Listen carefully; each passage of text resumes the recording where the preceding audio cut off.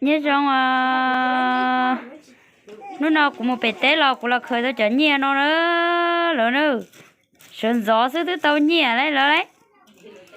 nhớ cả sơn gió xứ của thứ tàu nhẹ lỡ này nhớ rồi tiêu này mong mong nó trở mong chỉ cũng thôi ê lỡ rồi tiêu này nhớ nó mong mong nó trở mong nếu chỉ bán đâu cũng sẽ cho cả nhà nó cho đi trả cho họ đó chứ mà nhớ cả sơn gió xứ của thứ khởi lấy khỏi nhà nó nè chỉ nó nhớ khỏi giờ sợ sẽ sợ trở mong à nên rồi cũng sẽ sợ trả nó trở mong à lỡ trả cho mong à cũng là bé té thôi cũng tôi nó chạy đó xí mà cũng lúc mong thì tôi cho ấy nhà nó giờ cho cậu mong nó cũng tôi là khởi tôi khỏi nhà nó lỡ té tiểu nó mong chỉ cho cụ tôi nó nữa lấy thứ sáu nó mong lấy thứ sáu mong trên nung của tao nó mới xẻn thea để nó mới xẻn trong cụ lu Facebook thea nên nó bình luận cho họ cũng ra video nữa